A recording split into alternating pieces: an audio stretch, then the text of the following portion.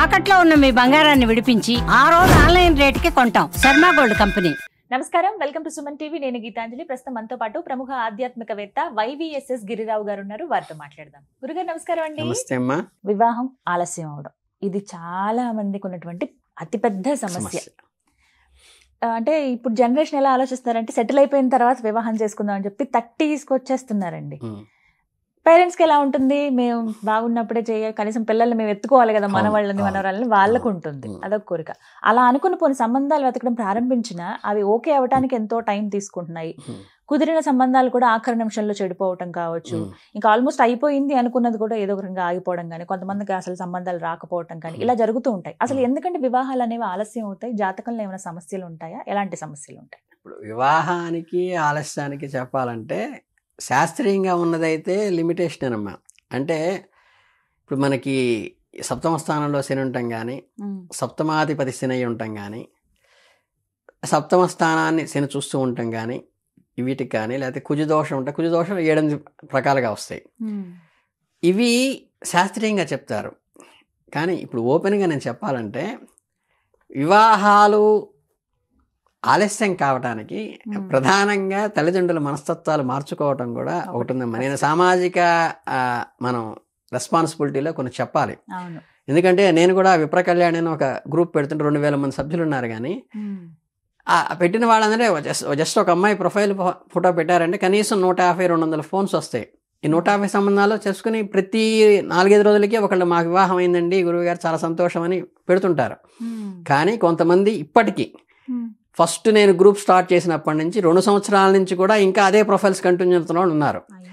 కారణం ఏంటంటే దీంట్లో వీళ్ళు మనకి ఏదైతే రిక్వైర్మెంట్స్ అనేవి ఏంటంటే ఇంతకన్నా కొంచెం మెరుగు రాగానే దానికన్నా ఇంకొంచెం బాగుంటే బాగుండు, తృప్తింజందని మనుజుడు సత్వద్వీపంబులకెల్ల చక్కంబడుడే అన్నట్టుగా వీళ్ళకి ఏంటంటే మనకేదో మనకి ఎంప్లాయీస్ కనుక ఉంటారే 10,000 జీతం వస్తే 12,000 వస్తే బాగుండు, 12,000 నుంచి 20,000 వస్తే బాగుండు, అసలు 5 అంకెలు క్రాస్ చేయనా, 3-4 PSLs 5 అంకెలు క్రాస్ చేసినా ఇంకా ఏదో నాకు ఆర్థికంగా అంటే ఆ మెంటాలిటీ అనేది నేను సభాముఖంగా అనుకున్నా సరే తల్లిదండ్రులకు నేను చెప్పేది ఏంటంటే ముందు కొంత ఆశయాలు మన గరికపాటి వారైతే స్పష్టంగా చెబుతుంటారు 1, 2, 3, 4, 5 అని చెప్తుంటారు. సారా ఈ 5 ఉండాలి, 6 అంకెల జీతం ఉండాలి, 5 అంకెలు ఇవి ఉండాలి, ఉండి 3 బెడ్రూమ్లు కారు ఉండాలి, 4 చక్రాల వెహికల్ ఉండాలి, సింగిల్గా ఉండాలి,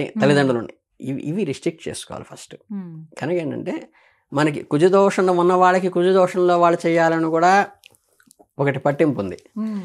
అది ఎందుకని చెప్తారంటే మీరు వరహీనం కాకూడదంటారు. వరహీనం మీన్స్ ఏంటంటే ఒకళ్ళు ఫెరోషియస్గా ఉన్నారనుకోండి, రెండో వాళ్ళు కూడా అంత గట్టిగా ఉంటే తూకం సరిపోతుందన్న ఉద్దేశంతో చెప్పారు. కానీ వీళ్ళు ఫెరోషియస్గా ఉండి వాళ్ళు ఫెరోషియస్గా ఉంటే ఇల్లు రచ్చ అవుతుంది. అందుకని ఒకళ్ళు తగ్గాలి. అది సైకాలజీలో కరెక్ట్. అందుకని ఏంటంటే ఈ కుజదోష పరిహారాలు కూడా నెంబర్ ఆఫ్ ఉన్నాయి. కనుక ఈ అనవసరంగా నేను యాజ్ ఏ జ్యోతిష్యం MA ఆస్ట్రాలజీ చేసిన వాడిని కూడా ఈ కుజదోషాలు పట్టించుకోవటం, మూలా నక్షత్రం అమ్మాయికి చెయ్యకూడదు, అమ్మవారి నక్షత్రం సరస్వతి నక్షత్రాన్ని మూలా నక్షత్రం, అది ఇవన్నీ ఏంటంటే కావాలని చేసివి రిస్ట్రిక్ట్ చేసి మనం ఇబ్బంది పెట్టకుండా ఇంకా గట్టిగా మాట చక్కగా ఈ 18 పాయింట్లు కలిసినా ఇలా చూసుకోండి. తర్వాత యోనికోటం ఉంటుంది, గణకోటం ఉంటుంది, అవి చూసుకోండి తప్పితే ఇవన్నీ చాలా డీప్గా వెళ్ళి ఇంకోటి వచ్చి రాకుండా జ్యోతిశాస్త్రంలో తప్పు లేదమ్మా. ఒక జ్యోతిష్యుడి దగ్గరికి వస్తే ఇది బాగుంటుంది, రెండో జ్యోతిష్యుడికి వెళ్తే ఇది బాగోదు అని చెప్తారు.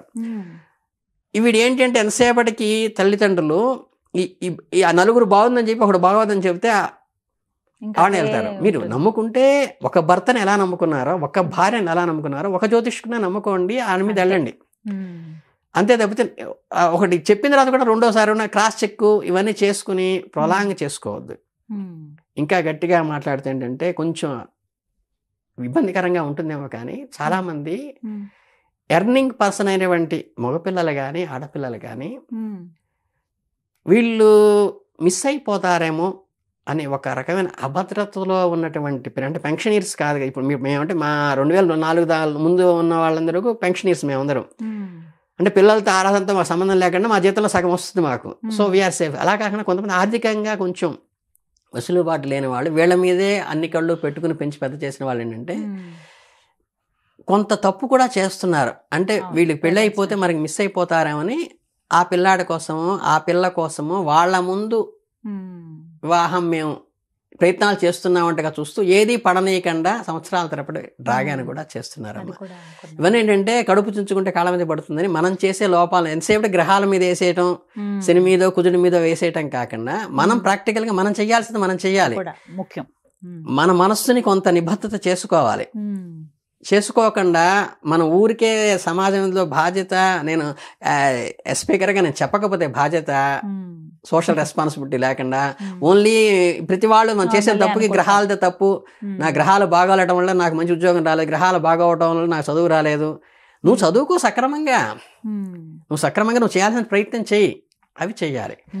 అందుకని ఏంటంటే ఈ కుజుడికి సంబంధించి ఏంటంటే శాస్త్రీయంగా చెప్పాలంటే ఇవి చెప్పాల్సిన రెస్పాన్సిబిలిటీ చెప్పాను, కానీ కుజుడి సంబంధం ఏంటంటే మనకి జంట పాములనే ఉంటాయి. మనకి నాగేంద్ర స్వామి ఇలా మెన వేసుకుని ఉంటుంది, జంట నాగులు. వాటికి మీరు అర్చన చేయటం కానీ ఎవరు చేయాలి? మళ్ళీ వాళ్ళు చక్కగా ఏ సాఫ్ట్వేర్ ఉద్యోగం చేసుకుంటానో మా అమ్మాయి పేరు నేను చేస్తాను, మా అబ్బాయి పేరు నేను చేస్తాను కాదు. ఆ అబ్బాయి ఆ అమ్మాయి శుభ్రంగా ఉపవాసించి దీక్షగా చేసుకుని చేయవాలి. వాడికి అభిషేకం చేసుకోవడం, అర్చన చేసుకోవడం వాళ్ళు స్వయంగా వెళ్ళి చేసుకోవాలి. రాహుకాల దీపాలు కూడా వాళ్ళు వెళ్ళి పెట్టుకోవాలి. కుజ సంబంధమైనటువంటి కందులు కూడా మీకు ఈ నెట్లోను బుక్స్లో చక్కగా మంత్రము అంగన్యాస కరన్యాసాల సహితంగా ఉంటుంది. అంగన్యాసం అంటే శరీరంలో భాగాలు, కరన్యాసం అంటే చేతిలో భాగాలు. ఆ మంత్రం చదువుకుని అంగుష్టం అంటే ఇది, అది కొంచెం నెట్లో చూస్తే ఎవరికైనా తర్జని అంటే ఇది, మధ్యం అంటే అనామికం అని ఉంటుంది, కనిష్టం కర్తర గర్భిష్టం, అవి చేసుకుని వాళ్ళు ఇప్పుడు ఒక్కొక్క దానికి ఇప్పుడు 7,000 ఉంటుంది కుజుడికి. అందువల్ల ఏంటంటే అలా చేసుకోవడం, మనం 7 చేయగలుగుతామా, 70 చేయగలుగుతామా, 700 చేయగలుగుతామా, అలా చేసుకుని మనం చేసుకోగలిగితే అందులో మళ్ళీ దశాంశం తర్పణం అని, అందులో దశాంశ హోమం అని, దశాంశ బ్రాహ్మణ భోజనం అని ఉంటుంది. గ్రహ జపాలు వాళ్ళు చేసుకోవాలి. శనికి కూడా అంతే, 19,000 జపం చేసుకోవాలి. శని దోష నివారణకి ఏంటంటే ఆయన మందుడు కాబట్టి నల్ల నువ్వులతో సంబంధించి శని దోష చేసుకోవాలి. కానీ ఇందులో నేను స్పష్టంగా చెప్పేది ఏంటంటే మళ్ళీ సామాజిక బాధ్యతతో బ్రాహ్మణుడికి దానం ఇచ్చేటప్పుడు మాత్రమే సేరింబాతికలు కేజంబాతికలు నువ్వులు కానీ కందులు కానీ ఇవ్వండి తప్పితే గోవుకు పెట్టేటప్పుడు ఎట్టి పరిస్థితుల్లో మీరు సోలంబాతులు కేజంబాలు తీసుకెళ్లి గోవుకు పెట్టబాకండి, అది దోషం.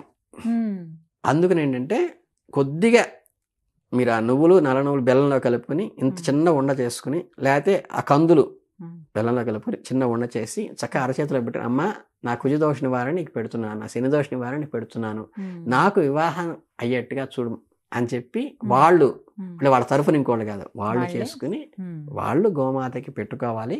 గోమాతకి గ్రాసమే ఇవ్వాలి, చిన్న ఉండ మాత్రమే అది పెట్టాలి.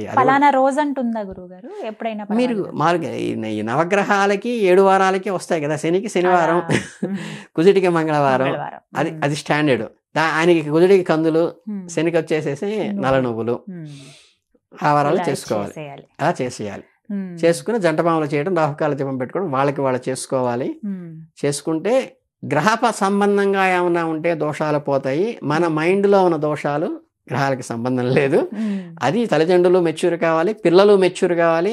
పిల్లలు తప్పు ఉంటే తల్లిదండ్రులు మందలించాలి, తల్లిదండ్రులు ఉంటే పిల్లలు బతిమలాడుకుని గడం పట్టుకుని సెటరేట్ చేసుకోవాలి. తప్పితే నేను రిటైర్ అయినడా నా పిల్లలు ఎదిగి చేతికి రావాలమ్మా, అంతే కదండి. అది రానప్పుడు అది మానసికంగా మనందరం మారాలి. దోషానికి అయితే శాస్త్రీయ పరంగా అయితే ఇవి చేసుకుంటే సరిపోతుంది, ఇంకేం అక్కర్లేదు. ధన్యవాదాలు గురుగారు. చాలా సంతోషం అమ్మా.